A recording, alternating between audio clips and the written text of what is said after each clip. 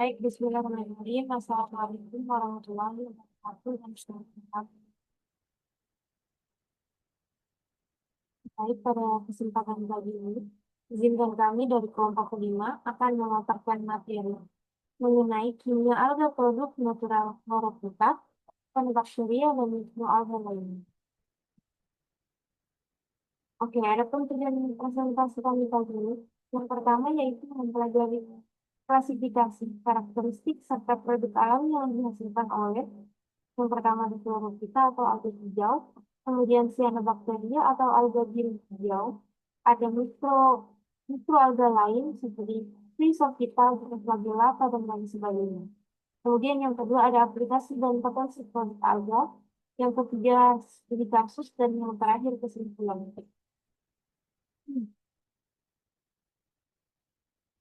Oke, adapun pokok bahasan kami, yang pertama adalah latar belakang, kemudian klasifikasi dan karakteristik, serta produk alami yang dihasilkan oleh Chlorophyta, cyanobacteria, dan mikroalga lain, kemudian aplikasi dan potensi produk alga, kemudian ada studi kasus, dan yang terakhir kesimpulan.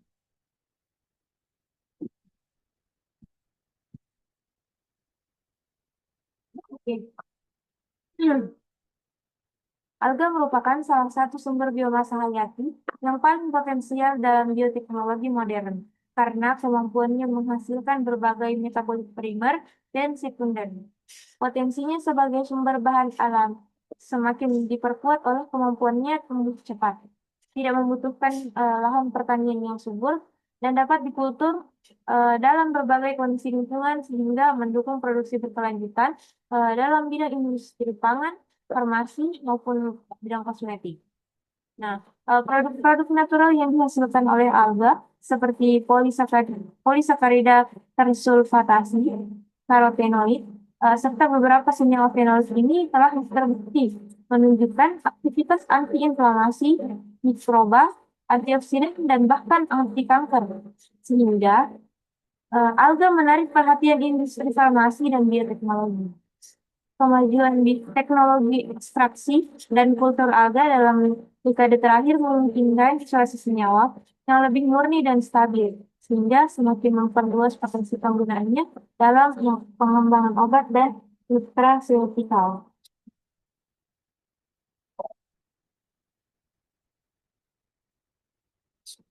Oke, kita masuk yang pertama, yaitu alga hijau atau chlorophyta.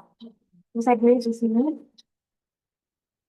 klasifikasi dari Chlorophyta termasuk kingdom Plantae, divisi Chlorophyta. Kemudian ada kelas-kelas utamanya di sini ada Chlorophyce dan lain sebagainya. Nah, alga hijau mengandung pigmen klorofil A dan B sebagai pigmen dominan. Sedangkan karotenoid dan xanthofil itu merupakan pigmen yang lebih sedikit dari klorofil. Nah, alga hijau ini bersifat kosmopolit, tersebar luas di berbagai habitat perairan. Umumnya hidup di perairan yang berintensitas cahaya yang cukup seperti kolam, danau, genangan air hujan, serta perairan yang mengalir atau sungai dan selokan. Nah, alga hijau juga ini dia dapat ditemukan pada lingkungan yang semi akuatik yang menandakan bahwa toleransi lingkungan yang luas. Jadi dia bisa hidup pada rentang toleransi keadaan lingkungan yang lebih luas. Kemudian bentuk tubuhnya bisa berupa unicellular motil, unicellular non-motil, xenobium atau berkoloni, koloninya tidak beraturan, berfilamen, baik bercabang maupun tidak bercabang. Oke. Nah, klorophyta juga menghasilkan pigmen klorofil A dan B sebagai pigmen utama yang berperan penting dalam fotosintesis. Seperti yang sudah saya jelaskan tadi. Nah, pigmen klorofil dari alga laut atau klorophyta ini dikenal memiliki stabilitas yang baik dan kandungan bioaktif yang tinggi. Nah, klorofil ini bersifat antioksidan yang kuat sehingga berpotensi digunakan untuk menangkal radikal bebas dalam aplikasi kesehatan. Nah, senyawa pigmen ini atau klorofil ini memiliki aktivitas antiinflamasi yang bisa mendukung perannya dalam pengembangan bioaktif compounds untuk pembuatan obat. Nah, klorofil dari alga ini bisa digunakan sebagai pewarna alami juga, teman-teman. dalam bidang industri pangan dan minuman yang mengutamakan bahan-bahan non-sintetik atau bahan-bahan alami. Nah, adapun turunan klorofil seperti klorofilin ini bisa juga dimanfaatkan dalam pembuatan produk farmasi dan suplemen untuk detoksifikasi dan perlindungan sel.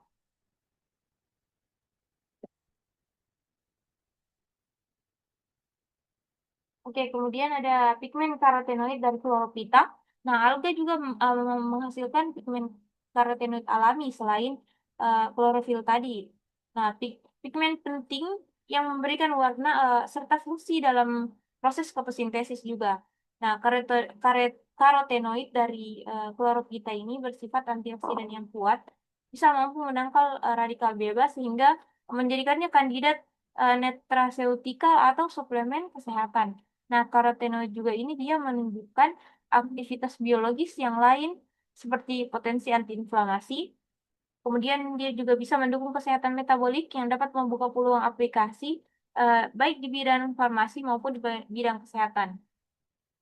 Nah, pigmen karotenoid pada kloropita ini cocok juga digunakan sebagai pewarna alami dalam makanan, minuman, dan produk-produk konsumen yang alternatif sehat dibanding pewarna sintetik atau pewarna buatan.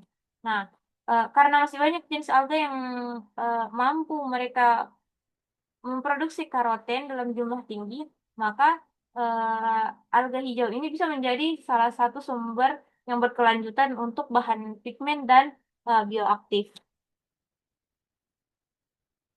Nah, kloropida juga menghasilkan polisakarida dinding sel yang unik seperti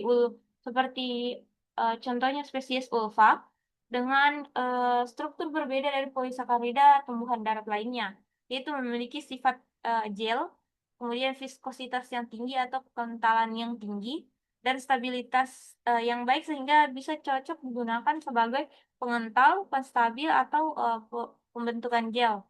Nah, eh, kemudian menunjukkan aktivitas biologis seperti antioksidan, antikoagulan, imunomodulator, antiinflamasi dan lain-lain ini berpotensi dalam bidang farmasi dan nutraceutikal. Nah, selain itu karotenoid juga bisa digunakan dalam industri pangan sebagai aditif alami atau untuk pembuatan tekstur. Nah, sumber yang berkelanjutan dan ramah lingkungan ini karena alga mudah itu dibudidayakan. Potensi lainnya yaitu biomaterial, bioplastik, film eh, kemasan biodegradable, dan produk kosmetik. Adapun aplikasi produk kloropita dalam bidang industri dan kesehatan, saya ambil dua contoh produk. Yang pertama ada ekstrak Chlorella vulgaris, di mana suplemen ini dia bisa berguna dalam meningkatkan sistem kekebalan tubuh atau suplemen imun. Kemudian juga bisa digunakan sebagai antioksidan dan juga bisa digunakan untuk detoksifikasi. Kemudian yang kedua ada serbuk chlorella, sama-sama dari chlorella, cuma mungkin ini berbeda spesies. Nah, serbuk chlorella ini bisa dijadikan superfood, tablet suplemen protein, dan juga vitamin. Oke, terima kasih dari saya. Saya serahkan ke materi selanjutnya. Baik, selanjutnya untuk materi cyanobacteria. Nah, cyanobacteria ini merupakan mikroorganisme prokariot fotosintetik yang sering disebut alga biru hijau karena mengandung pigmen phycocyanin yang memberi warna kebiruan. Nah, mereka ini termasuk dalam kingdom bakteria dengan ciri memiliki klorofil A, namun tidak memiliki membran inti seperti organisme eukariotik. Cyanobacteria ini memiliki kemampuan melakukan fotosintesis oksigenik sehingga berperan penting dalam produksi oksigen dan siklus geokimia di perairan. Nah, adapun produk natural dari cyanobacteria ini yang pertama toksin atau cyanotoksin. Nah, cyanobacteria ini dapat menghasilkan berbagai toksin seperti mikrocystin, saxitoksin, dan anatoksin yang bersifat hepatotoksik atau neurotoksik. Meski berbahaya bagi kesehatan dan lingkungan, ketika terjadi alga bloom, Toksin ini memiliki potensi riset dalam bidang farmasi sebagai molekul terapi yang ditargetkan untuk sel kanker karena aktivitas biologisnya yang kuat. Next slide.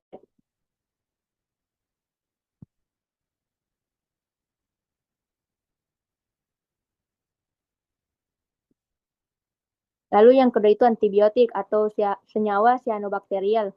Beberapa cyanobacteria seperti Noster dan Cystonema menghasilkan senyawa antimikroba alami seperti cyanovirin yang efektif melawan virus, termasuk HIV dalam penelitian laboratorium. Potensi pengembangan obat dari metabolit ini sangat besar karena mekanismenya berbeda dari antibiotik konvensional. Lalu yang ketiga itu pigmen, yaitu vicocyanin dan fitokrom. Pigmen vicocyanin merupakan pigmen protein berwarna biru yang larut air dan digunakan luas sebagai zat warna alami, antioksidan, serta bahan aktif suplemen peningkat imunitas.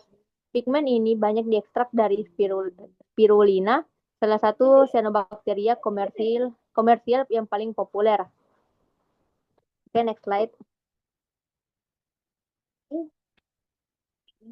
Nah, selanjutnya itu aplikasi produk cyanobacteria dalam industri dan kesehatan. Yang pertama itu pada industri pangan dan suplemen. Biomasa spirulina dimanfaatkan sebagai sumber protein tinggi, vitamin, dan antioksidan. Sedangkan vicocyanin digunakan sebagai pewarna alami dan suplemen fungsional. Keamanan pangan menuntut kontrol cyanotoksin serta logam. Lalu yang kedua itu dalam bidang farmasi dan biomedis. Metabolit sekunder cyanobacteria berpotensi sebagai antibiotik, anti kanker, dan antivirus melalui pengembangan berbasis bioteknologi dan rekayasa metabolik. Namun diperlukan uji toksisitas serta regulasi farmasi yang ketat. Next slide. Lalu yang ketiga itu pada bidang kosmetik dan perawatan kulit. Pigmen dan polisakarida digunakan sebagai antioksidan, pelembab, dan pewarna alami dengan fokus pada stabilitas formulasi dan keamanan kulit. Lalu yang keempat itu energi terbarukan atau biofuel. Lipid cyanobacteria dikembangkan untuk produksi biodiesel dan biohidrogen melalui proses fotosintetik. Meskipun tantangan skalabilitas dan biaya produksinya masih tinggi. Lalu yang ketiga itu lingkungan dan bioremediasi. Cyanobacteria ini dapat menyerap nutrien dan logam berat dalam limbah sehingga membantu pemulihan perairan dan daur ulang nutrien dengan pemilihan strain non-toksik untuk menghindari resiko belum berbahaya.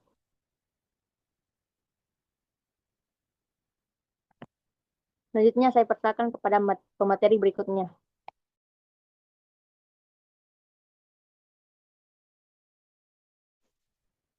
Selanjutnya yaitu kita masuk pada mikroalga lain, kelompok Chrysophyta atau alga keemasan.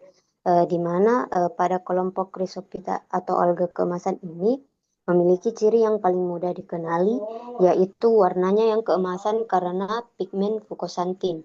Nah, pigmen ini membuat Chrysophyta sangat efisien menyerap cahaya, terutama di lingkungan perairan yang kurang terang. Nah, mereka juga menyimpan cadangan energi dalam bentuk krisolaminarin dan lipid, sehingga beberapa spesies mulai diteliti untuk produksi biomasa lipid.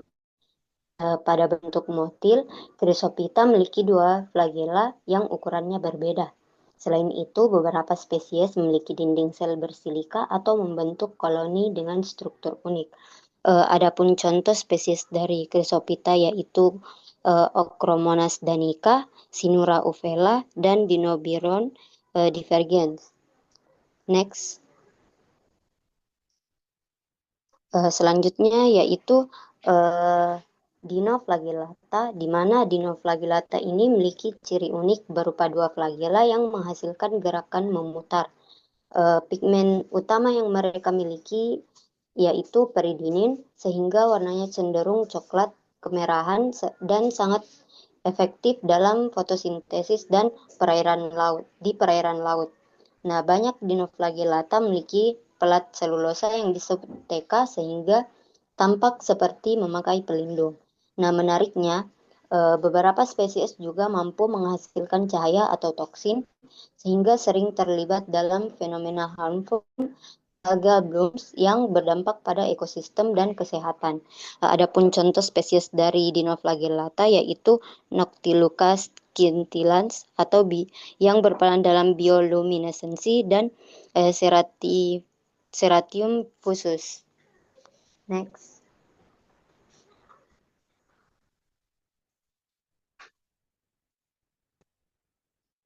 Selanjutnya produk natural mikroalga. Pada mikroalga Chrysophyta menghasilkan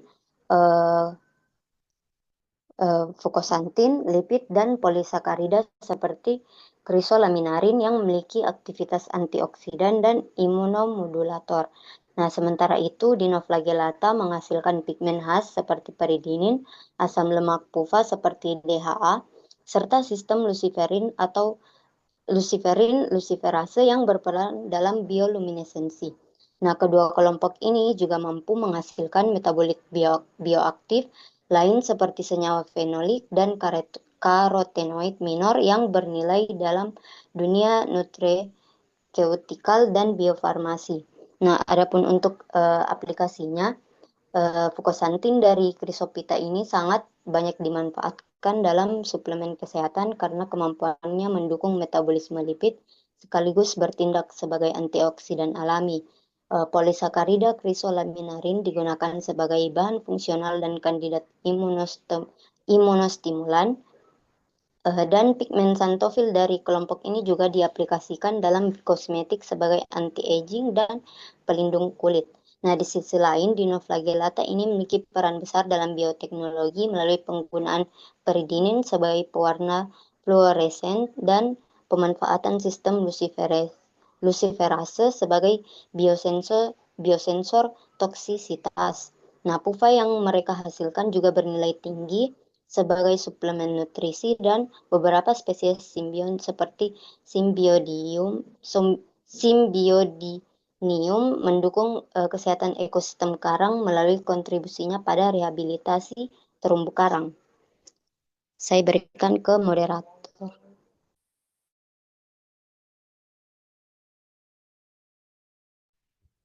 Ya, pada aplikasi produk alga dalam industri dan makanan, farmasi, dan kosmetik. Nah, pada makanan, mikroalga seperti chlorella dan spirulina menawarkan profil nutrisi unggul, protein lengkap, pupa es, vitamin, dan pigmen bioaktif sehingga potensial sebagai bahan makanan fungsional dan suplemen. Namun kualitas produk sangat bergantung pada strain, kondisi kultur, dan kontrol mutu untuk mencegah kontamin dan akumulasi toksin. Oleh karena itu, adopsi komersial memerlukan standar produksi dan pengujian toksikologi yang ketat. Nah, di samping yaitu produk yang bernama Spirulina Cookies adalah cemilan cookies atau biskuit sehat yang terbuat dari alga, belum terbuat dari belum belum masih yang tadi. Ini terbuat dari alga biru, hijau atau hijau yang disebut spirulina. Spirulina dikenal sebagai superfood karena kaya akan protein, vitamin, mineral dan antioksidan. Next.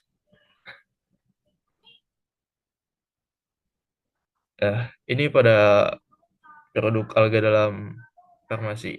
Di bidang farmasi, metabolik sekunder dari cyanobacteria mikroalgae menunjukkan aktivitas antimikroba, anti-inflasi, anti-tumor, dan bioaktif peptides yang menjanjikan untuk prospek obat baru.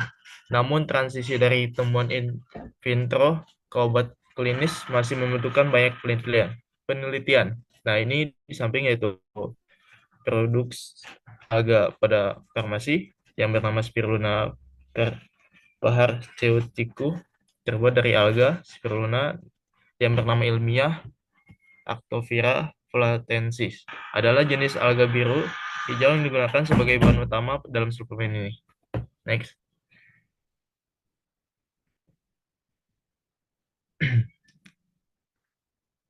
Aplikasi produk alga dalam industri kosmetik, yaitu dalam kosmetik, pigmen,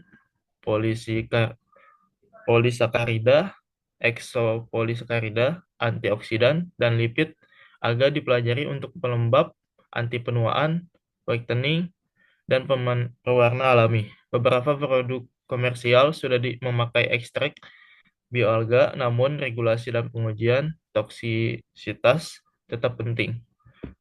Nah, di samping produk pada kosmetik yaitu Bioter Blue Alga Uplift Serum adalah serum wajah anti menuaan intensif yang dirancang untuk mengencangkan, menghaluskan, dan mencerahkan kulit, membantu mendefinisikan kembali postur wajah. Produk ini mengandung ekstrak alga, termasuk alga biru hijau. Next.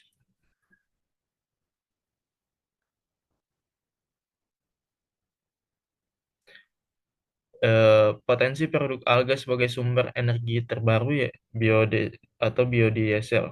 Mikroalga sangat menarik untuk biodiesel karena pertumbuhan cepat, kandungan lipid yang tinggi pada beberapa strain, dan kemampuan tumbuh di lahan non pertanian serta memanfaatkan air limbah atau CO2. Namun tantangan besar, tetapi biaya produksi cultivation, harvesting, dewatering, ekstraksi minyak, efisiensi energi, dan skala komersial. Banyak review terbaru merinci kemajuan teknologi, yaitu strain energi ring, fotobioreaktor, integrasi wastewater, optimal lipid, tapi menyimpulkan bahwa komersialisasi biodiesel mikroalga masih memerlukan terobosan ekonomi teknis. Potensi produk alga sebagai sumber nutrisi dan suplemen. Alga seperti spirulina, chlorella, dan nanochloropsis memiliki potensi besar sebagai suplemen karena mengandung nutrisinya yang lengkap, mulai dari protein berkualitas tinggi, asam lemak esensial termasuk EPA atau DHA pada spesies tertentu, karotenoid, vitamin, hingga mineral. Berbagai studi nutraceutikal melaporkan manfaat kesehatan seperti aktivitas oksidan, meningkatkan imun, menurunkan kadar kolesterol, dan dukungan metabolik. Namun pemanfaatannya tetap memerlukan perhatian terhadap mutu produksi, potensial kontaminasi atau akumulasi toksin, serta standar keamanan yang ketat untuk memastikan produk benar-benar aman dan efektif dikonsumsi. Ya, saya berikan kepada moderator.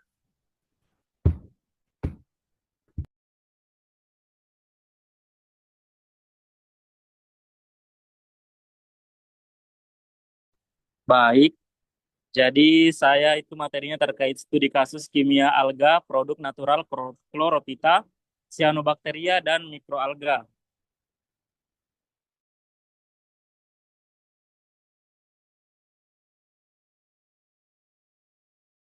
Berdasarkan penelitian yang saya ambil terkait dari jurnal kesehatan perintis, nah, penelitian ini menunjukkan bahwa variasi waktu pencahayaan selama kultivasi Chlorella sp berpengaruh nyata terhadap kandungan fitokimia dan aktivitas antioksidan yang dihasilkan. Yang pertama ada kandungan fitokimia, di mana pada pola pencahayaan 12:12 jam itu terang dan gelap, ditemukan 6 jenis metabolit sekunder. Yang pertama ada alkaloid, flavonoid, saponin, steroid, quinon, dan terpenoid. Selanjutnya, pada pola pencahayaan 18:6 jam, 18 terang, 6 gelap, ditemukan 4 jenis metabolit sekunder, yaitu alkaloid, flavonoid, saponin, dan terpenoid. Hal ini menunjukkan bahwa durasi cahaya yang lebih panjang menyebabkan hilangnya senyawa steroid dan quinon, sehingga menyebabkan posisi metabolit sekunder menjadi berbeda. Next slide.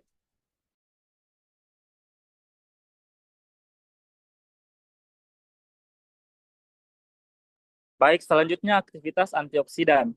Yang pertama, pada ekstrak Chlorella sp pada pencahayaan 18:6 jam memiliki aktivitas antioksidan lebih kuat dengan nilai IC50 sama dengan 8,992 ppm. Kategorinya sangat kuat. Yang kedua, pada pencahayaan 12:12 jam memiliki IC50 sebanyak 40,421 ppm. Masih kategori kuat, namun lebih lemah. Yang terakhir, aktivitas antioksidan terbaik tetap ditunjukkan oleh vitamin C sebagai kontrol positif dengan IC50-nya sebanyak 4,283 ppm. Nah, hal ini menunjukkan bahwa durasi cahaya yang lebih panjang meningkatkan kapasitas antioksidan. Kemungkinan melalui peningkatan produksi pigmen atau senyawa penangkal radikal bebas.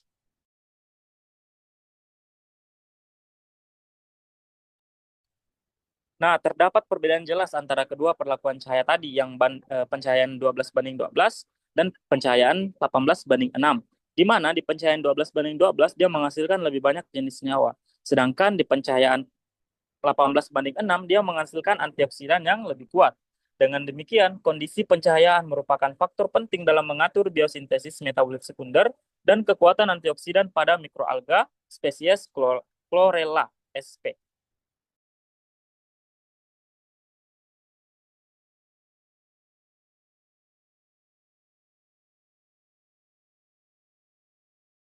Baik, studi kasus yang kedua yaitu kami mengambil jurnal dengan judul senyawa bioaktif dari cyanobacteria dan mikroalga, sumber metabolisme dan pengawasan mekanisme anti kanker. Cyanobacteria dan mikroalga adalah sumber alami yang kaya akan fitokimia dan komponen bioaktif seperti flavonoid, asam fenolik, terpenoid, dan tanin yang terbukti memiliki efek anti kanker yang mencolok. Pada jurnal ini menyoroti penemuan terbaru mengenai senyawa-senyawa kuat ini dari kedua organisme tersebut. Penelitian in vitro sebelumnya menunjukkan bahwa banyak dari senyawa bioaktif ini sangat efektif dalam melawan berbagai jenis kanker manusia, termasuk leukemia dan kanker payudara. Keunggulannya terletak pada mekanisme aksi yang cerdas, seperti senyawa ini mampu menargetkan titik-titik kontrol di tingkat seluler, subseluler, dan molekuler yang sangat penting untuk perkembangan dan promosi kanker. Slide selanjutnya.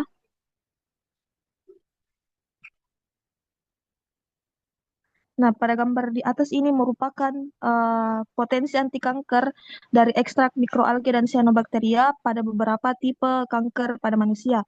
Nah, ekstrak kasar yang diambil dari berbagai jenis mikroalga dan cyanobacteria memiliki kemampuan untuk melawan berbagai jenis kanker manusia, termasuk kanker kolorektal, prostat, payudara, dan melanoma kulit. Mekanisme yang terlibat dalam melawan kanker ini bersifat multifasat, antara lain dapat menghambat proliferasi sel atau mencegah pertumbuhan berlebihan, mengubah morfologi atau bentuk sel kanker, mengurangi adesi sel atau mencegah penempelan dan penyebaran, menginduksi apoptosis atau memaksa sel kanker untuk membunuh diri, dan menghentikan siklus sel atau mencegah pembelahan sel. Singkatnya, ekstrak organisme akuatik ini mengandung zat aktif yang berguna untuk menyerang sel kanker dari berbagai sudut. Sekian dari saya kembalikan kepada moderator.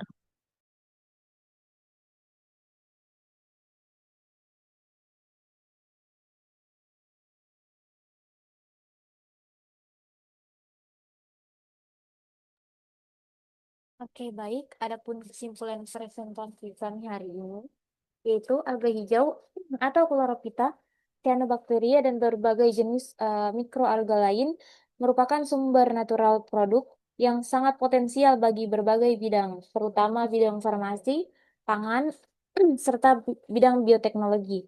Nah, ketiga kelompok ini menghasilkan beragam senyawa bioaktif seperti pigmen-pigmen klorofil, phycobiliprotein dan karotenoid, polisakarida, lipid bernilai tinggi atau omega 3, serta metabolit sekunder dengan aktivitas antimikroba, antioksidan, antiinflamasi, dan anti kanker. Dengan teknologi budidaya dan ekstraksi yang semakin berkembang, mikroalga menjadi sumber yang berkelanjutan dan ramah lingkungan untuk pengembangan produk-produk inovatif.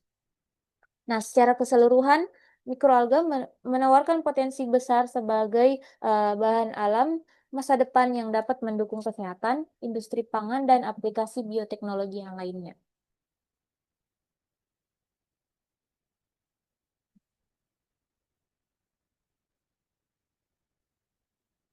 Oke, sekian dari kelompok 5. Jika ada kekurangan mohon dimaafkan. Non walkolam wa maesrun. Kami dari kelompok 5 pamit undur diri. Wassalamualaikum warahmatullahi wabarakatuh.